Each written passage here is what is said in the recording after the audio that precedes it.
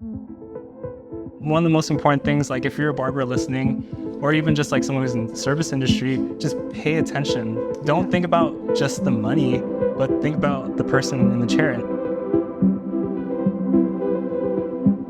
Open-mindedness comes a long way because the more open-minded you are, the better you can connect with people.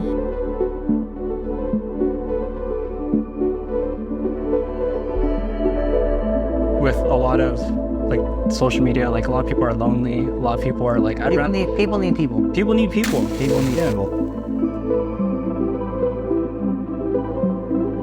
Thank you for being here with us. Thank you for being a fly on the wall. Hope you guys are encouraged. We'll see you guys next time.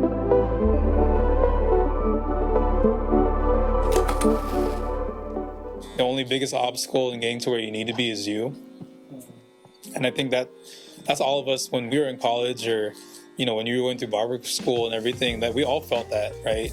But we had a good support system to get us through it. I went through a whole roller coaster of things to get to where I am, or even to commission as an officer. Obstacles were basically were like, hey, like you're basically not able to get in this program or continue this program or become an officer kind of thing. But I didn't let that stop me. You were there, Roman was there, Francis, everybody. Like, you guys heard every bit of it, which was cool because, like, again, you're talking about listening of the situation, and you guys didn't give me like, some folks be like, oh, well, you should have done this, or, oh, well, why didn't you do, like, you guys did not do any of that. You guys let me be heard. Literally the only feedback you guys would give, and it's like the most simplistic ever, but it was like very impactful, and what I needed at the moment was like, whatever, man, like, we got you. Welcome everybody to another episode of The Green Room. I have a very special guest with me today. He's someone who I've grown up with since high school. He's a former Piedmont Hills alumni, class of 2012. He's also a San Jose Spartan alumni as well. He's spent 11 and a half years in the Air Force, 6.5 as an active member of the Air Force, and he is a captain. And so, Captain Amigable. Oh my God. Noelito Amigable, welcome to The Green Room. Wow. This is going to be the most serious, unserious conversation, by the way. And so for everyone listening, so just a quick reminder of what The Green Room is about. It's about two people growing each other. And Noelito, personally, from the time I met you in 2009, 2010 in high school, up until now, you've always grown me in such a way through your experiences, through your ups and downs of your career, and also through your college life. And you continue to press on in ways that, honestly, that inspires me to press on, because life is hard, and we can get into the different challenges that we experience through life and how we adapt and how we change. But welcome to The Green Room. Hello. Hello. So, Noelito, do you remember the first time we met? We were just talking about this. Let's see. Dang, Josh was like that break dancer. I look like a break dancer today. You're all right. Got no rhythm. No, you're that break dancer, that break dancer guy, basically. Just kind of in the crowd, but then like we always knew you were there, you existed, you and Steph. And then it was through mutual friends that, like, I don't know, you came into existence for like, hey, where's Josh? I just popped up out of nowhere. Out of nowhere. He breakdanced his way in. Yeah. I mean, to preface it, so me and Steph, we were dating since middle school. And so when we got to high school, we were very much just lovebirds. So we secluded ourselves a lot from our friend groups. And for some reason or somehow, we were able to integrate into the friend group that we still have to this day, which is crazy because we've been friends since high school, like 11 plus years. 13 years, 14 years. Oh, it's about to be our 10-year anniversary. Or no, 15 years. 15 years out of high school, bro. That's crazy. Oh my God. But I want to ask you, so not a lot of friendships last. You know what I mean? And so I feel like something that our friend group has, what we have is special. Why do you think that is? Why do you think we're still cool? Oh, man. Let's see. I feel like it's like all the real life, like hard-hitting situations we put ourselves in as dumb kids, or anything that deals with family, anything that's any like the psyche type stuff or any of the dumb mistakes that we went through. We were there from the start to the beginning, to be honest. Obviously you, and I'm not going to go too much into detail about it. You were there for like a lot of life situations where it had a major impact on me. You and like pretty much the rest of the group, whether it's direct or not. I think from there though too, it's like with friends sticking together, it's like how do you deal with the situation either before, during, or after the fact? Right. And you guys are there like 100%, whether it was a dumb mistake, picking each other back up or hyping each other up to get to where we're at today, like you with this podcast even more now. All the guys, even the girls doing their thing career-wise and, myself. But I think, yeah. I believe it's a balance because as you mentioned being serious and like the serious things that we go through in life, we also balance it out with just being silly and just being obnoxious and annoying. So right now in this room, you guys can't see it on frame, but Noelito's wife Miyuki is sitting right in front of us, and Noelito's best friend, is he your best friend or is it Francis? Oh, one of his best friends. No, Francis. Roman is sitting in here in the room with us, and they can attest to this too, is that like high school is equally, like we're there for each other, but it was equally fun at the same time. You know what I mean? What are some fond memories that you can recollect from high school? Because all right, let's limit it because we could be here all day. Limit it to maybe your top 2 or top 1. There's too many. Oh, geez. To keep it PG, I think what kind of separated us to be more, I guess like a more like dynamic group and for us to really stick together, we had one common thing, which is Fantastics. Yeah. Obviously you and Steph were the dancers, so you guys took care of the choreo. And then just me bringing the guys in, like, hey, let's just do this thing. Mm-hmm. From freshman year and all the way to senior year, ended up like doing all the themes and music and stuff along with all you guys. That was one thing I'd say we got closer together because it was like after the fact, after school, all the practices, and then I don't know what it is. It's just like you naturally find people you, I guess, like find commonalities with. And through that, like you with food, the other guys with like sports or games or whatever. And I guess like the same compatibility of our sense of humor is stuck. And it just became a daily thing. Whether it's like sneaking out of the house or just going to each other's houses like after school every day. Or basically having Josh drive us to get food every day because he was always hungry, Yeah. Yeah, because I feel like the thing that you're really trying to drill down on is the fact that like we were able to find community back then, and I think that's what's kind of scarce nowadays because a lot of us were in our 30s. Well, you're turning 31 this year, but like community is few and far between these days because everyone's busy with their work. Everyone's busy with maybe they're getting their master's degree. Everyone's just busy, and to be able to slow down and still make time for each other, I think that's the reason why we were able to get through so much of the stuff that we went through when we were younger. Because we were with each other literally like all day at school, after school. Whenever I cut your guys' hair at my house to like 4 a.m. Or just going to Jollibee runs. Or going to Jollibee, going to Krispy Kreme. Because I mentioned this in the podcast with Stephanie Pambish. Shout out my wife. I shout her out every single episode. Oh, shout out. Hey, Steph. But I mentioned in that pod that life is difficult, but it's more fun to do it together. Yeah. I think our friend group really embodies that idea that life is hard, but when we're doing it together, it's a lot more enjoyable. It's a lot more bearable. It is. Oh my gosh. Like too many times. I mean, Roman, you're off camera, but like, dude, Josh was there too for all the, like I said, all the dumb stuff that we went through. But we stuck through it. We could have just like dipped out like other people. But like, hey, like the consequences, like I know you're dealing it specifically, but if you go down, we go down with you type deal. Mm-hmm. And that's what really stuck out to you guys. I was actually talking to Miyuki about this the other day. Like, why we're like so close is because we went through like hell and back. And like, that's no joke. To like any kind of life situation you can think about, like everyone struggles with, or what you see on TV or the movies. Like, you guys are there for all the good and bad.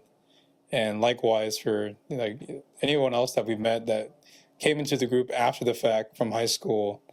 We just, I don't know, what was it saying? Stuff that, like if it's, I don't know, like when it's like deep down, like whatever it is, like we know for a fact, like you're worth, like all of us were worth like sticking around for. You can't explain it really. It's like there's that bond that's unbreakable in a sense, where regardless of like whatever mistake or good you did, we're still there.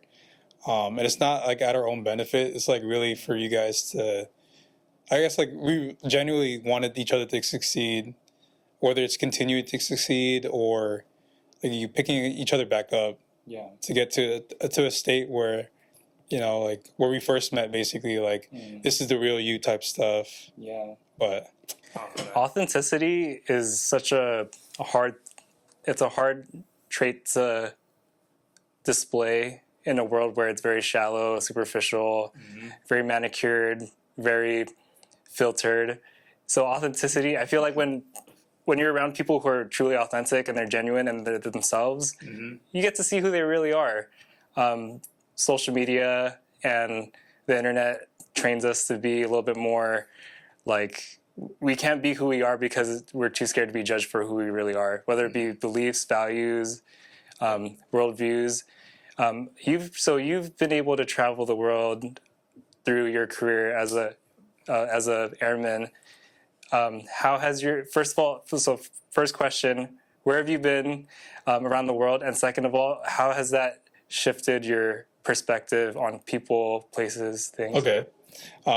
Stationed first time in Japan for 4 years. That's best country in the world. Best country in the world. Honestly, good people, good food, good vibes all around. The culture is amazing there. From my personal experience, right? That's where I met my wife. It's half Japanese, half Filipino.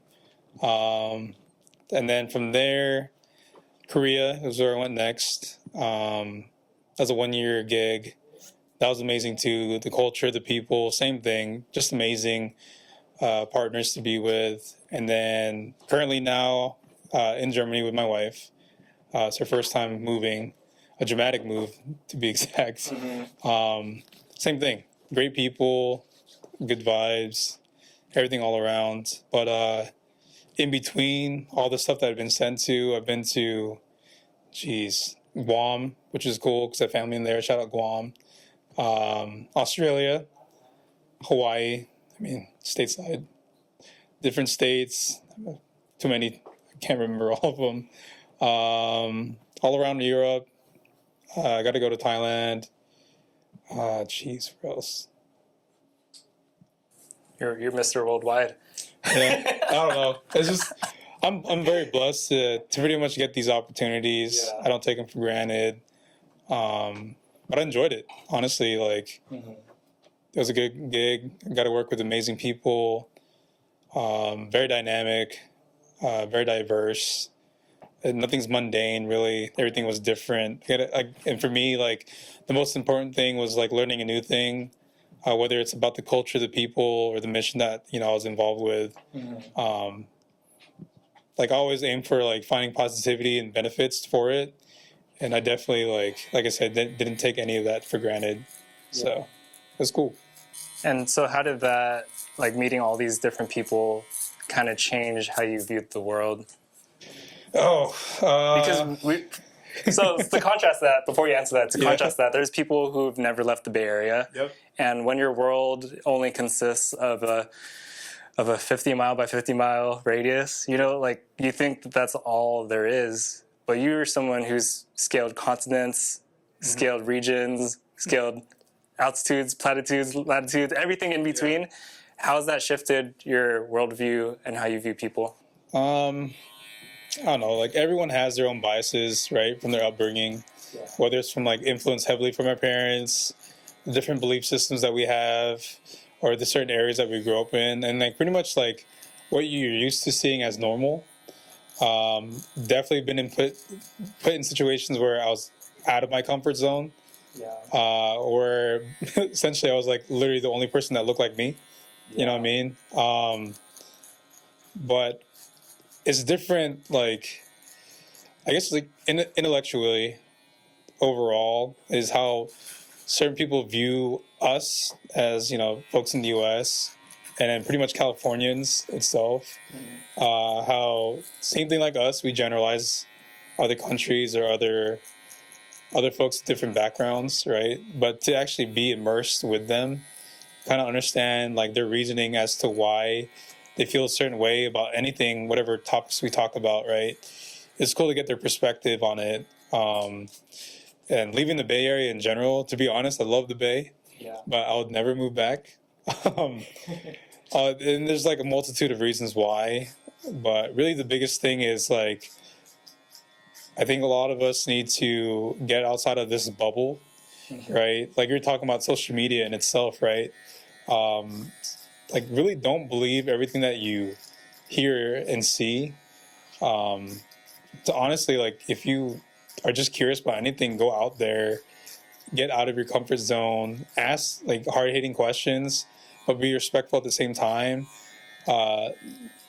Learn from their perspective, and that's like one of the biggest things and benefits I got from interacting with different types of people, which is cool, But yeah. Yeah, so at the time of this recording, we're in a current state where it's an election year. Election is right around the corner. People are more divided than ever. People are more, it's more polarizing than ever. Mm-hmm. And you mentioned how your perspective has broadened since moving out of the Bay Area. Mm-hmm. I feel like too many people are talking at each other rather than talking to each other. And 100%. When you see the landscape of where we are today, it's almost there's this quote. It says that it's easy to hate someone from afar, but when they're up close, that's like if I were to disagree with you, like it's hard when we're this close, and we're actually talking it through. We're looking for understanding. We're looking for middle ground. But what social media does, what a lot of politics does intentionally, is to be polarizing and hyperbolic and divisive. Mm-hmm. And so what's something, because you have a specific perspective now, what's some advice you would give to a lot of people who are currently talking at each other? Because we all have our cognitive biases, right? Oh, 100%. And so, could you speak to that for a little bit? I mean, like you even said it too. I tell people all the time, also, because like with me, where I work, like we're in a melting pot, essentially. I work with folks like all kinds of backgrounds, right? When it comes to either solving something or hashing something out, or even like not so much debating something, but to come to an agreement, really let go of your biases, let go of your ego. I guess like just have your ducks, like don't be so emotional. I think that's one of the things is folks kind of take a lot of things personal when it comes like, let's say it becomes like a heated argument, right? And that turns into talking at you rather than talking with you and trying to understand you. Correct. It's hard. It's sometimes like people don't have that practice like I got. I have to talk to people on a daily basis. Yeah. Whether it's convincing them or just, collaborating with them, right? But it's, for me, I think the first thing we got to do first is to listen and truly listen to their perspective. And don't be so reactive. I think that's the biggest problem folks have nowadays is so quick to react. Yeah. Whether it's something triggering, and I get it, like that's valid to have those feelings and to have that. But like, if it's something that, let's say, the opposing person is trying to have you understand, like give them that stage, that platform, that time, and then if they give you the floor respectfully, then you should react. But like, come with the facts, right? Maybe it could be emotionally driven sometimes, but like, I don't know. It's like for you talk to people on a daily basis.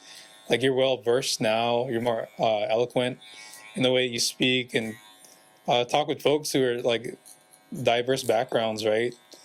But you had that practice of listening and then talking, which is cool. But There's this very cliche and corny cliche where it's like there's a reason why we have one mouth and two ears, and it's so that we can listen more. Stephen Covey has a quote where he says, seek first to understand before you're understood.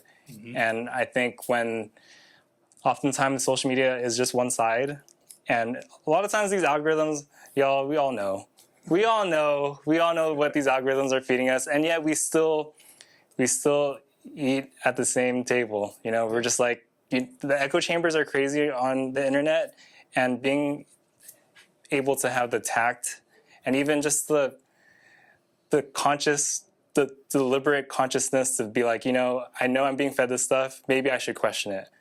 And so let me give you a story, and it's more vulnerable. So I grew up in church, I grew up Christian, and a lot of times like the Christian religion can be a little bit more on the judgmental side. Like I see it all the time on social media, like Christians holding signs like you're going to hell, and it's like gay people are going to hell, and like all this stuff.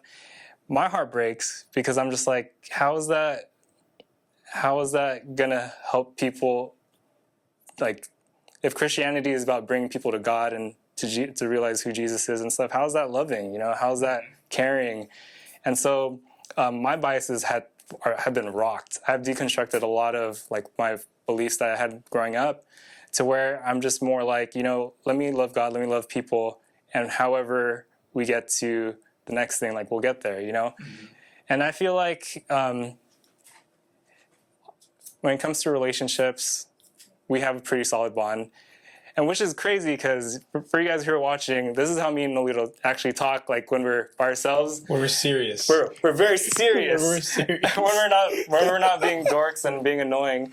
But I think relationships like this matter, because if everything is all surface level, like we catch up, we watch sports, and like we talk about music, like I'm all for that. Yep. But I think you really grow as a person when you really understand people's intentions, their motivations, their beliefs, and without judgment. Like you guys never judged me growing up for being the Christian boy, the church boy. Roman made fun of me for being the church boy growing up.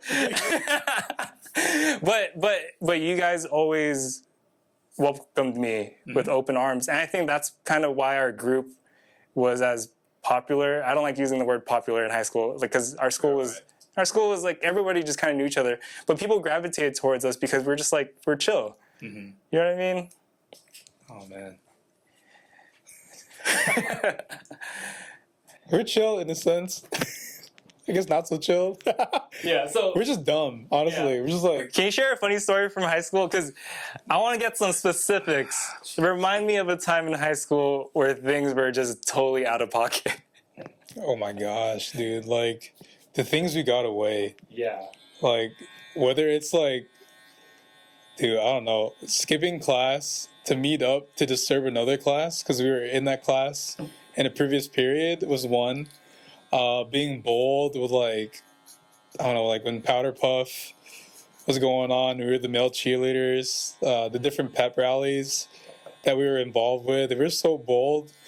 We just didn't care, like we were invincible, like any high school kid would go through, until you really get like in trouble. But we were testing limits for a lot of things. I mean, at the time, probably like people didn't like it, but we didn't care. And we didn't know, obviously, but I don't know. Like, I don't want to be too specific, to be honest. But you can share as much as you feel comfortable. Oh my gosh. There's Romans in the room. All of it involves Roman, to be honest.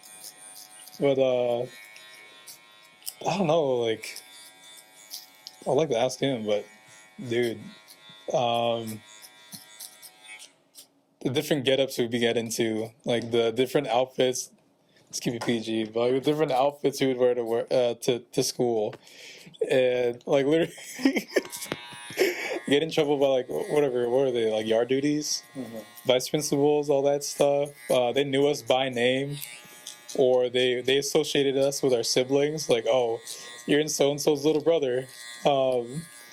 or like just being like I had the mic a lot in high school. Yeah. Which you is were funny. the pep commissioner. Yeah. So, okay, let me tell this story. So, Noelito, he was officially voted as pep commissioner of the class of 2012. And when they did the honoring ceremony where they're announcing the different officers, they announced like a president, they announced like the treasurer, like I forgot what the roles were.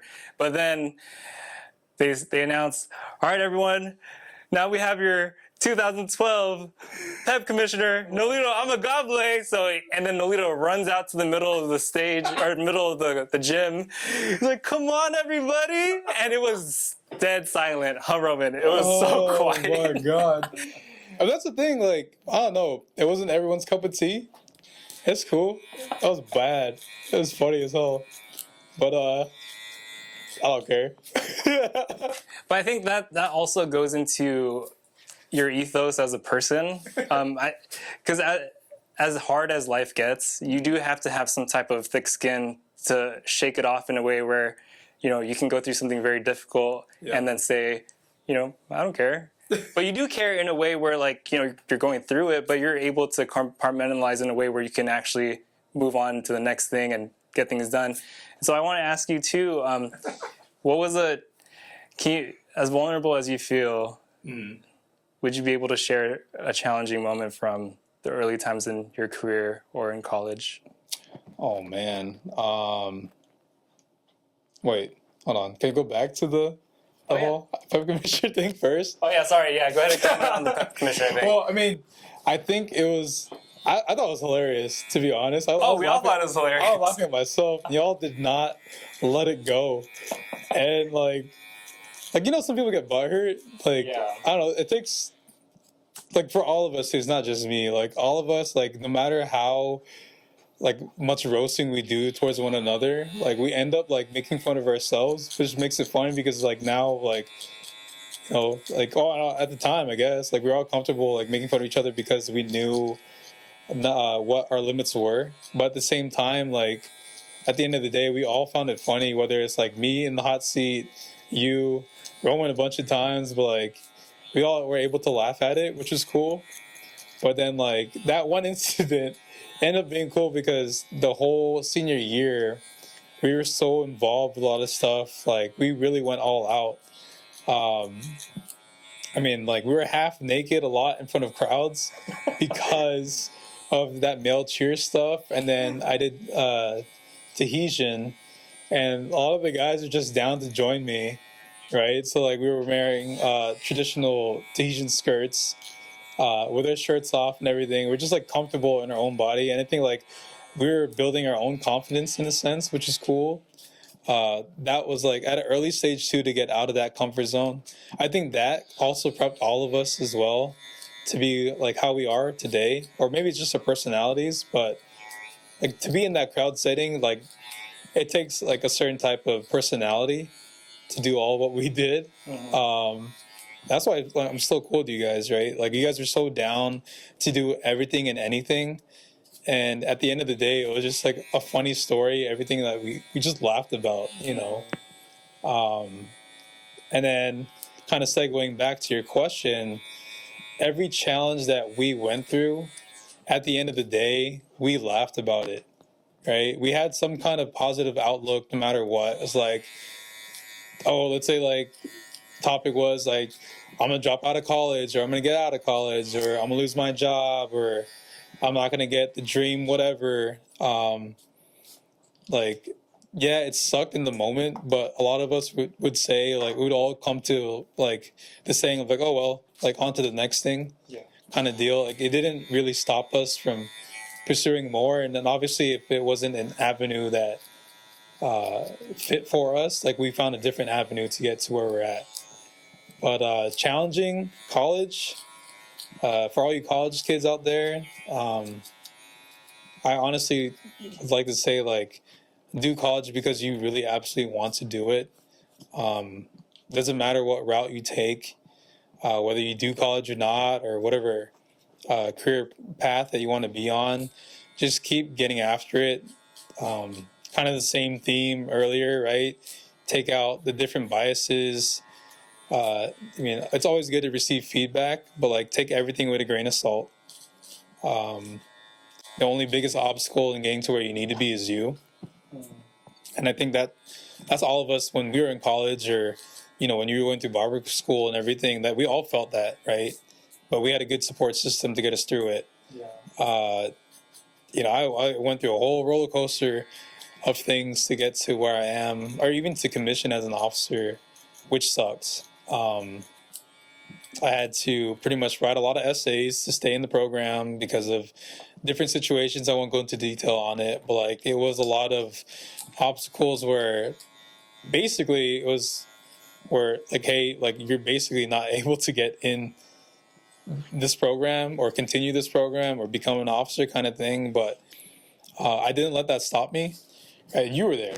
You were there. Roman was there. Francis, everybody. Like you guys heard every bit of it, which was cool because like again, you're talking about listening of the situation, and you guys didn't give me like, some folks be like, oh well, you should have done this, or oh well, why didn't you do it? Like you guys did not do any of that. You guys let me be heard, and then like literally the only feedback you guys would give, and it's like the most simplistic ever, but it was like very impactful, and what I needed at the moment was like, whatever, man, like we got you. And that like it's not like there's no substance, you know what I mean? Like you didn't have to give me a whole freaking speech about like getting me motivated or whatever. It's like, hey man, whatever you want, like we got you, like or it's all good, like on to the next one. So that helped a lot. Right, but then I got it, which is cool. You were there. Yeah. You were there. We went to Vegas and celebrated, right? So that's when I found out I was back in the program. I was able to commission, and then I got Japan as my first assignment, which like all came into fruition. Like everything that I struggled with, and for those folks who are in that struggling moment, like once you reach your goal or once you feel like you reach whatever milestone, again, right? We laughed about it. Like, dude, like all the complaining and crying and whatever, like it didn't matter. Like with you, like working in your garage or my backyard or whatever it was, like it didn't matter now that you have like this is your what, your fourth studio or fifth, whatever you guys work in, your second studio of your own. I understood the struggles that you went through, but like it didn't matter because like now you're here. And now it's like, okay, what's next? Like, we're not being complacent. That was pretty cool. You guys were there, and I hold you guys dearly. And like I was telling my wife, like, this is why I'm friends with you guys. This is why we have this 15-year relationship, and it's still going strong, whether we talk to each other on the daily or not. Right? Career-wise, geez. I still had that Bayism in me. I obviously, like, my personality, my professionalism wasn't the best, gotta be honest. I was a young kid in a managerial position, basically. I expected to accomplish all these things and be responsible for all these people and these things.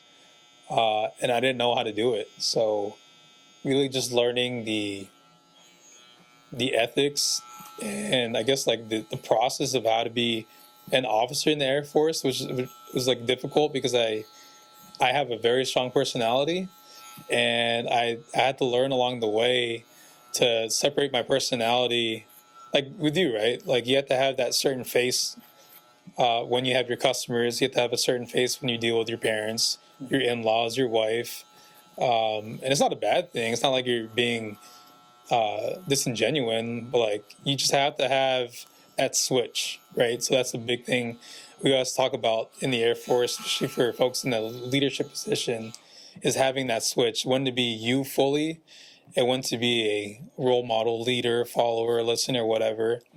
That was a big struggle. And then obviously like the biggest challenge was saying goodbye to you guys and not knowing where my career would take me. And my whole active career, I've been overseas my whole life, whole active life, right? That was hard.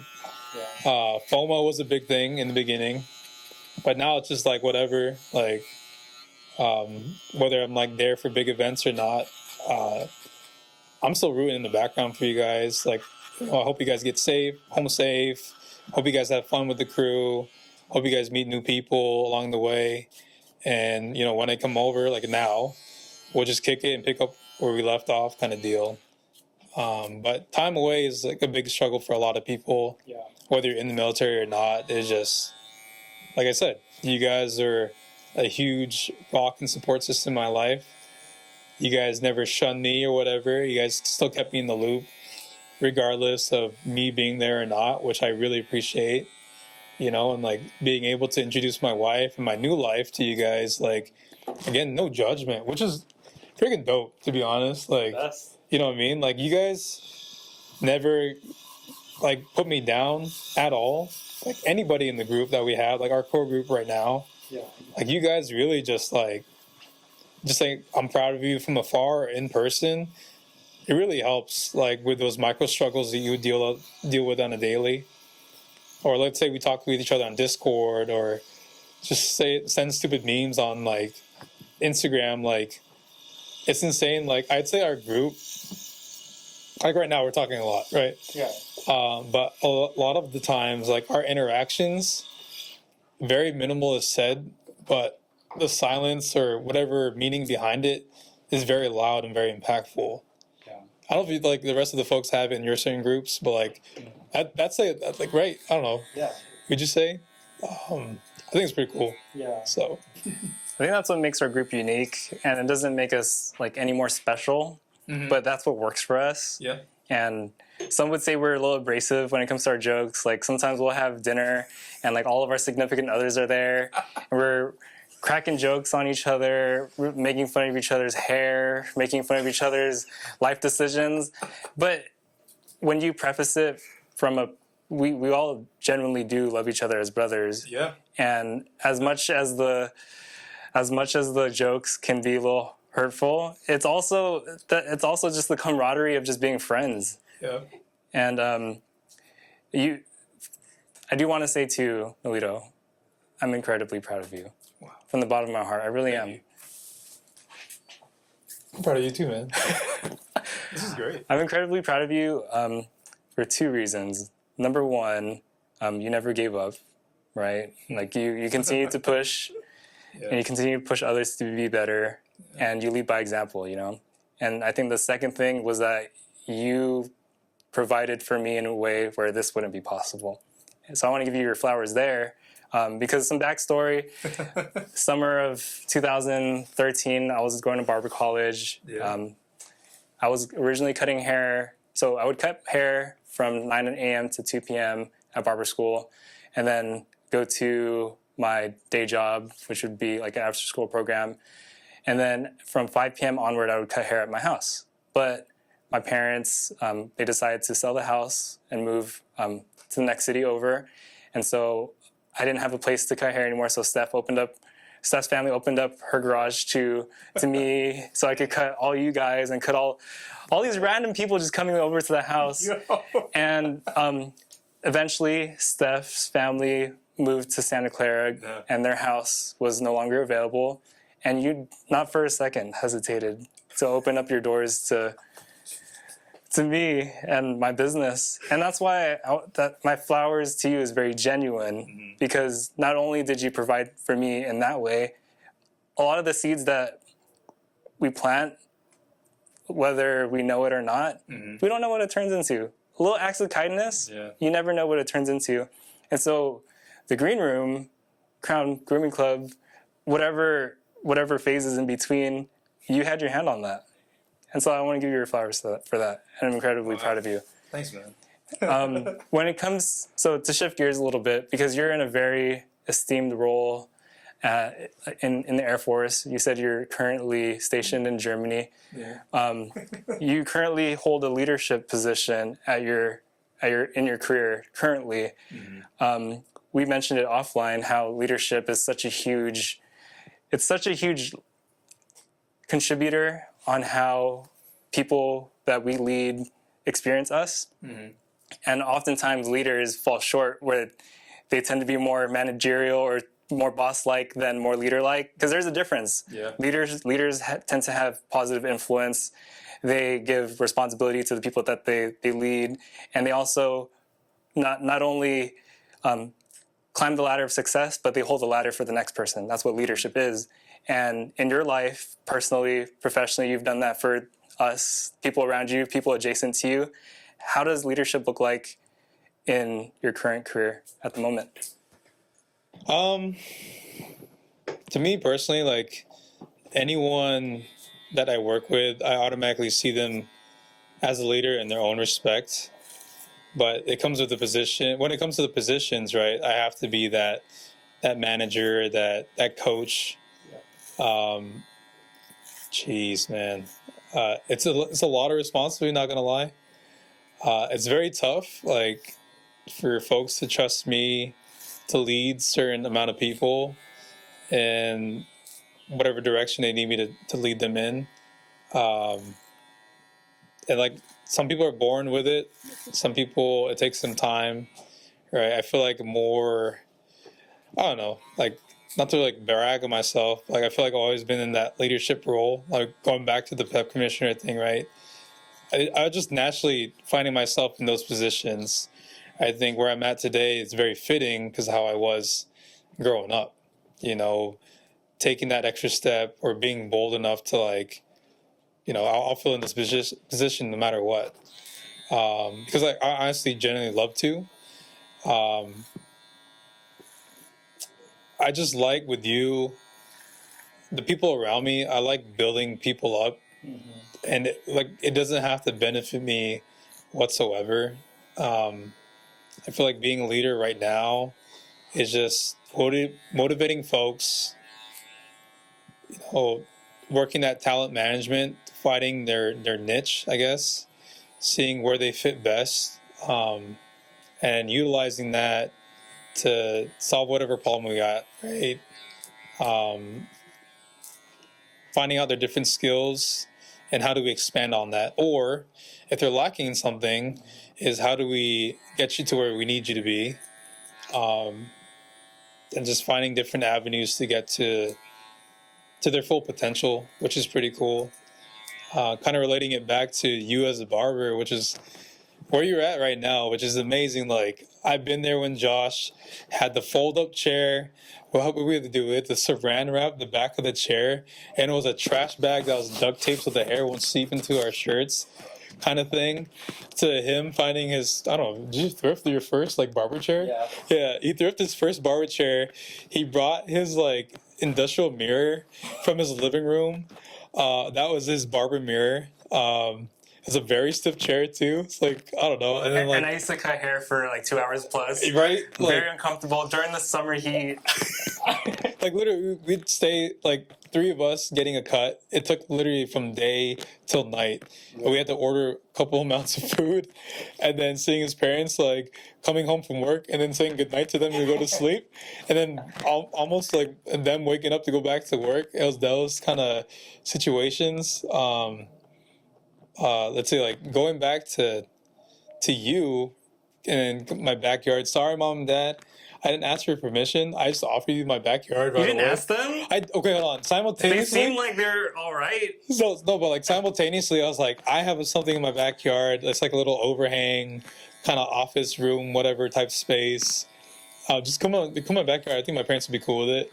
And at the same time, I asked my mom and dad. I was like, hey, Josh, I want to see him succeed as a barber. He's very passionate about it, right? You're going to school at the time. This is like after the fact in high school as well. And then like he just needs extra. You needed those hours too. Yeah. And I told him like, I think it'd be cool to help him out because this is his passion.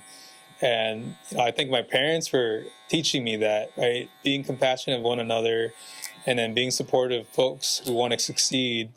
Right, so like seeing your potential was pretty cool, and where you're at right now is amazing. You have like all these cameras, your own separate studio just for this kind of platform, which is amazing. All the different gadgets, and you actually have cabinets now. It's not like some side table from your living room that you stack your shaving equipment around. Right, like you actually are very organized. You have the different compartments you need, the right amount of plugs, the right amount of like clipper heads and whatnot. Just seeing you grow from there, which is amazing. I don't know, deep down, for some reason, I truly believed in Josh. Like, I really, really did. I told, like, we were talking about this too, man. Remember this? We were like, I just want to see where you're at 5-10 years from now. And we are at that 10-year mark. Like, literally, you said 2013, we're in 2024 right now. Crazy. And it's like, dude, I want to see you have your own business. I want to see you have your own shop. And like, wow, dude, goosebumps, man. Like, seeing you like in your own thing right now. And we're talking about it right now. Like, we were dreamers before, and now it's just like, we're talking about the past, like really, like this talk is more so like what's next, right? And then just spitting those ideas. I remember like how many things we were like, and again, it's nothing of my benefit, nothing of like Roman and the guys' benefit. It's like we were really just like interested in like, oh, how do you want to like where do you see yourself in? Like, we should get a spot in Japantown, or you should go to SF or whatever, like something cool, like a kickback spot. Like we can come to, and that's what we did. Like every time I come home while I'm in the Air Force, Rowan would bring the food. You had the Trulies on deck with the White Claws or whatever. Francis come through, BJ out of the cuts, Wingstop, and like there's another person getting their haircut, and we're just there like, oh, you guys waiting in line? Like, nah, like we're just here for Josh. And then Steph would come in periodically. I'm like, hey, Steph. And like we're just like talking like the boys, and then this is your business. And his clients would be like, oh, who are these guys? Like, oh, these are my friends from high school. Like, but that's what we're talking about, to see that happen right here, right now. It's giving me goosebumps, bro. Right, dude? Like, insane. Like, never could I like, I've always imagined you getting this far, and you exceeded my expectations. It's wild how you guys keep talking about me, and I don't like being on that pedestal, like, it's cool. Like, I really, really appreciate it, but like, let's talk about you, man. Like, you have a podcast now. What's up, podcast? Like, it's insane. Like, seeing this guy cry for all the other life stuff, but really, like, he really wanted this. He really, really wanted this. And like, like, I don't know, man. Like, the way that, like the humble beginnings of it was literally us. Roman was your muse for all the different types of cuts. The freaking, was it the faux hawk? The different fade, the really bad fades where you can literally see like, here's 1.5, here's 1, here's 2. There's no blend whatsoever, to like very clean cut, and like your professional photos, like the different lighting systems you have now. Your loyal customers, like the folks either we worked with or we were like somewhat like, they weren't in the friend group, but like we associated with them still. Like, they're still homies, but it wasn't like our besties and whatnot. Like, for them to still be loyal clients, shout out to them too. It's not just us being there for Josh. It's all like whoever that's like watching right now, Steph especially, her parents, Mitchell, your sister, your brother-in-law, your parents especially. Like, love Mr. and Mrs. Panbit. Hello. My mom's probably watching this right now in the Philippines. Yeah. Auntie, like, uncle, your son did it. And we were there. Sorry for all the late night kickbacks and being loud, but it was worth it. I know I went on a tangent, my bad. No, that was beautiful. I'll comment on that. So like, late nights, whenever I'd cut all you guys in high school, you guys would show up maybe like around 6 p.m. and I'd continue to cut you guys till midnight, and you guys are playing video games or like playing Call of Duty Zombies in the background. And then it would get so late where either my mom would offer you guys dinner after the haircut. So they would always say, oh, Noelito, did you eat yet? And then here's a hot plate for you because I know it's late. Tell your parents I said hi. And then if my parents didn't cook dinner, like, you guys didn't have a license, so after all your guys' haircuts, I would drive all you guys to Famai on Landis, and we were just hanging out, and to touch on what you said, to believe in each other's dreams and not just believe in it, but invest in it. The list goes on. Like, I still cut the same people from high school. And I don't think that's anything special with me per se, but I think what you've been able to help me is how can I the best way I could put it, I'm a very shy individual. I'm a very shy, introverted, awkward. Doing this podcast is actually just very out of my wheelhouse in terms of communicating. However, people like you who are more comfortable in your own skin, you help me be better in that way. And there was this time in college, I believe it was either college or maybe we were in our careers already, but I remember I was getting mad at you. I get mad at Noelito a lot because he's so different from me. He's the complete opposite of me, but we have very similar values. But I remember I got mad at you and I was like, why are you so annoying? And like, why are you this and that? Like, I'm so annoyed. But then I said something along the lines of, you're very, I know it in Tagalog, but I don't know how to say it in English. Tagalog. No, I don't want to say it in Tagalog. Oh, you're very full of yourself. Yeah. That's what I said. And you said something that stuck with me for many years. You said, I'm not full of myself. I just have really high self-esteem. And that's not for you to, but you didn't say it in a way that puffed you up. It's something that I really had to hear as someone who had incredibly low self-esteem. I had very low self-worth all throughout middle school, high school, because I grew up in the Philippines, so I didn't really get all the social stuff that people were into. I didn't know all the hip hop music everyone was into. I didn't know all the MTV references everyone was into. That's why I've always been more reclusive and in my own world, because I never felt like I fit in. Mm-hmm. But when you told me that, like, you have a high self-esteem and you have a high self-worth, whether you got it from your parents or from your environment, or just you telling yourself, like, hey, I'm enough. You know, like, people don't have to judge me. People don't have to say things about me, and it doesn't have to get under my skin. I had to hear that. And because of that, I've built thicker skin over the years. And for people who are listening online too, it's hard to build self-confidence in a world that portrays itself to be perfect. And when you try to measure up to an unrealistic model of who we should be, we lack the ability to value who we really are. And you're someone who is very content with who you are. And I love that about you. Thank you. All right. Confirming from Yuki, right? But we're like, I don't know. Me and Roman were talking about this too. Like you don't need self-validation from nobody.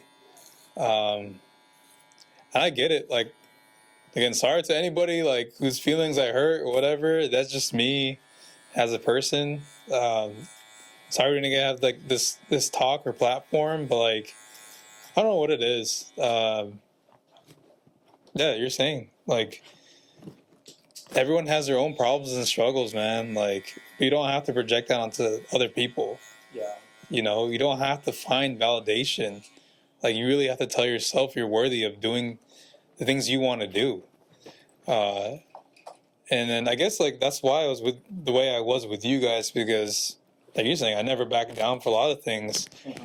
And it's like, no one's, like, I don't know, I learned from an early age, like, no one's going to tell me how to do things. Because at the end of the day, it's my decision, it's my path, right? But like, I guess that's why I'm like so, like, all about you guys succeeding, getting to where you guys want to be. Like, my wife can tell you all the time, like, I tell her, like, you have so much potential in a lot of things, like, you can do so much, and like, seeing her get after the things that she wanted to do in life is amazing, you know? They gave me the same feeling as, like, I keep telling her too, like, I always talk about the boys, like, oh, Josh this, Francis that, Roman this, Dennis that, whatever. You know, whether it's like a big thing, you don't have to be like Fortune 500 guy. You don't have to be a freaking nurse or doctor or whatever. Like, celebrate the small wins. Like, cool, you made a down payment on your car, awesome. Like, you're renting out, you got a new whatever condo, cool. Like, you got promotion in your job, awesome. It doesn't have to be a significant, like, or like bougie looking win to succeed. Like, that's not what it's all about, you know? Because at the end of the day, we all start as nobodies. You know what I mean? Like, we were bum little kids, like, just literally on our bikes, playing COD, whatever, I mean, we had aspirations, but like, we didn't care about like the responsibilities, let alone the consequences of our actions, you know. But I don't know, man. Like, hype yourself up. Be your own hype man. Yeah. Don't need anybody, really. Whatever belief system you have, cool. Like, support system, awesome, right? Like, at the end of the day, it should be you telling yourself that you can do things, not listening to nobody, and social media especially. Like, get out of that bubble, man. It's not worth it. What's some advice you would give the Noelito of 10 years ago? Just don't be an idiot. All right, podcast is over. No. The end. For me, really, the biggest thing I told myself was like, if you're gonna do something, like, you better take full accountability of all the good and bad things that come out of it. Yeah, I don't know. Like, don't regret any of the decisions you make. I think I tell my wife all the time, like, this could be a blessing in disguise, or the reason why things are happening at this moment, whether it's good or bad, there's a reason behind it, right? We just, like, there's always negative outcomes, but, like, for us, like, we, like our situation too, like, we have to find the positives that come out of the situation that we're putting ourselves in right now. And just be optimistic. And, like, if I were to tell, 20-year-old me, I'm freaking 30 now, man. I just want to tell myself, like, it's okay. Like, it will be okay. And if not, like, switch it up. Yeah. It's not no magical blueprint, roadmap, whatever. It's life happens. You gotta understand that when life happens, like, it doesn't mean life, like, cease to exist, right? Like, you have a big rock or, construction, like, obstruction in your way, like, find a way around it, or find a way to deal with it. So, oftentimes we refrain from taking action because of failure. And that's something that I echo to a lot of barbers. That's why I drill down on that topic so much, is that you have to try. You have to make mistakes, because mistakes is what makes the journey. When I first started Crown Grooming Club, built a beautiful shop, a lot of my blood, sweat, and tears went into every single square inch of that place. And long story short, we had to let it go. And I saw myself as a complete, utter failure. And because of that, like, I went to a place where a lot of us maybe haven't gone through something so life-changing, where, it kind of questions, like, your life decisions. Like, there were moments where I was like, was this worth it? We spent a bunch of money. We have a daughter, and so, like, is this gonna help her in the future? Me tinkering around with all these different ideas, like, just doing a hobby for my career. And I was in that place, and it was very dark, and I'm not in that place anymore. And I look back now, and I'm able to tell that, Josh, you can do it. You got this. You can break through this. Because I think when you amount a person's life in terms of value and experience, the ones who go through more stuff, as unfortunate as it is, tend to have the most grit and the most drive. Not because they deserve to go through the stuff that they go through, but because they decided to take responsibility. Life sucks. We're all handed cards that we feel like we don't deserve, or we feel like we could have done better if we had A, B, or C. But we're all called to play the game, this game of life. it's true. And you're someone who continues to play, no matter what cards you're dealt, bro. And that's everybody. Everybody got to deal with their life struggles, and it's okay. Like, I don't know how many times I can say it's okay, but, like, you got to find yourself out of it, or take responsibility, take ownership. Again, man, like, look where you're at right now. It's insane.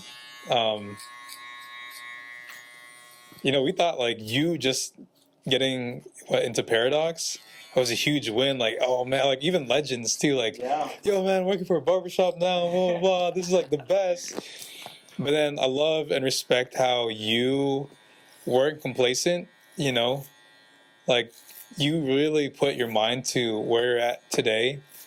Like, oh, this ain't it. Like, this is just a milestone. The real goal is to get my own personal barbershop where I run things. I'm my own manager, and I'm gonna help and guide the folks who are in this seat right now to get to where I'm at. And that's what you're doing. You're paying it forward. I think that's a big thing too. Is like sometimes when you finally reach the top, some folks either become too egotistical and they feel like they're invincible, or they feel like they're the ish, and that's it. They become complacent. They plateau, and when you fall hard, you fall hard, right? But like for folks who still seek to improve themselves or improve those around them who are dealing with the same things, humbling yourselves really, I think that like if you falter, you know, like you were saying, you're able to take a step back, like okay, reevaluate. Like it's not all bad. I can still do this. Along with Steph, like it's a big decision with her too, right? You guys were able to work around the kinks and the issues, and yeah, like one thing failed, you say, but honestly, it's a win. And again, it happened for a reason to get to where you're at today. And it's hard to say, like, for folks who are in that moment right now, right? But like, you never know unless you try. Like, literally, you could have stopped. How many hours did you have to put in to get that license? 1,500. 1,500 hours. That's a lot. Yeah, that's a lot of time, right? Like, you don't know if like, am I really cut out to do this? Am I really that good? And plus, like, it's not like you're dealing with celebrities or anybody. Like, you're not like the number one barber in the world, but like, you're a winner in your own respect. Wow. Yeah. Right? You know what I mean? Like the thing is like, which is cool. Like there are other barbers that do podcasts, do the things that you're doing, but I totally feel like you are not comparing yourself. You're doing it because you really, really want to do it. Yeah. And this came out of idea, whether it's like a discussion you have with other barbers or staff or whatever, but like you put your mind to it. And I don't see like, I don't know, like when I'm looking around right now, you guys can't really see it, but like you're not mimicking another person's like style or whatever. You put it in your own way, which is amazing. Yeah. You know? Again, man, like, yeah, you keep putting your mind, like, you keep saying you're proud of me. Like, I'm very, very proud. Like, you don't understand. Like, I know we're on camera, and like, I guess I have to be genuine, so whatever. No, but like, we didn't have this conversation in a long time. You know, I'm very, very, very proud of you. Like, dude, you went through, like all of us. You went through a lot, and I was very excited. Like whether this airs or not, whatever, I don't care. Like we're just, I know it's weird because we're just talking and we have to look and whatever. But like, dude, I'm glad to say it to your face. Like, I'm freaking proud of you, bro. So happy for you. Like it's not just this. It's not just I'm proud of like where you at as a dad. Like we know. We didn't. There's a lot of. There's like less words exchanged, but I get your situation. And seeing you overcome that with Steph and understanding her situation and all that stuff too, like, I'm very proud of both of you. And I'm very glad, not just to call you guys my friends, but to call you guys my brother and sister. Like, dude, so proud. I thank God, like, I have someone like you in my life. Like, you really bring me down to earth. Right? Like, Josh is like, out of all of us, like, Josh, I'd say, like, not so humble, like, or not humble, like, wholesome, but, like, I guess he's wholesome. He's the most wholesome out of all of us, and he kind of put us back into that mode. Francis too, but like Josh really is like the one who kind of like rope us back into not being a-holes completely. Like you put that human side to us in the group, like because you checked us a lot, like in the most, I don't know, like wholesome way. Like you didn't have to like yell, cuss, like act like a certain way to get to us to really check ourselves. Like you did it in a way where it's calm, collected, and you did it I don't know, like your freaking word voodoo, whatever it was, and like damn, like we had like once we had our altercations, you know, the rest of us who were in that boat were like, dang, maybe we should check the way that we talk to people, maybe we should check the way that we deal with people. like I said, like on all of us, like if you've ever felt some type of way from me or the guys or whatever, sorry for it. But like, you can thank this guy for, like, that's not me anymore, or Roman anymore, or whoever. This guy right here, yeah, like, I don't know. Like, it's cool, man.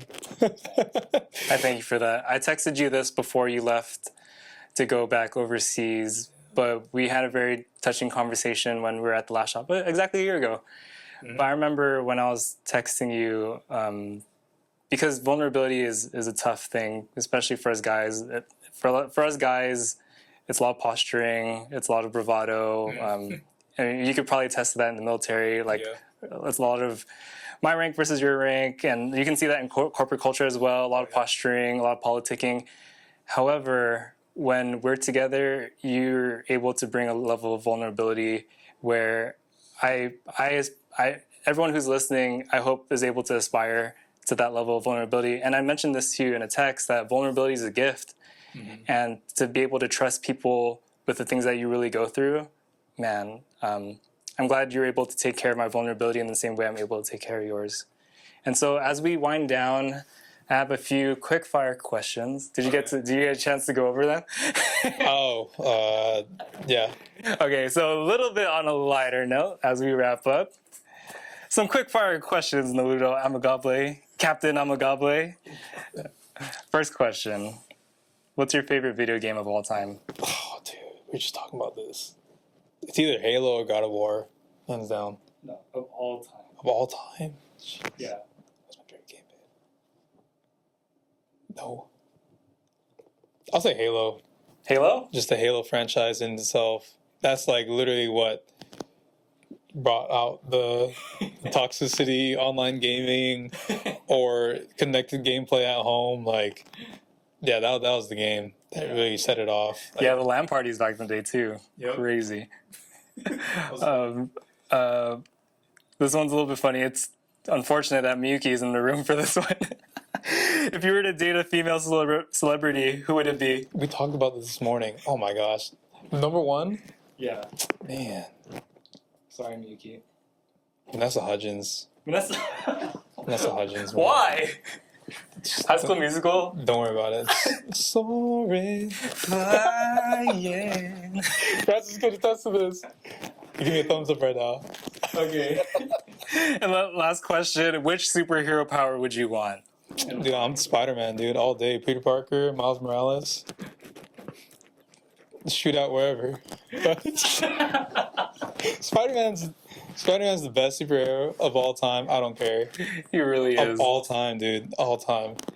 Oh, yes, sir. Well, I love you, Noelito, and I want to give you the last word. What's something you would want to encourage the audience with today before we wrap up? Oh, man. Take it from me. Take it from this dude. And anybody that you guys see as someone who is where they're at or you put on a pedestal, like, keep in mind that we are human beings at the end of the day. We started from nothing. Or maybe we had something. It doesn't matter. Like, we started from somewhere where we felt like we're nothing. Mm-hmm. We built something for ourselves to where we're at now. Like, don't give up. Keep pushing forward.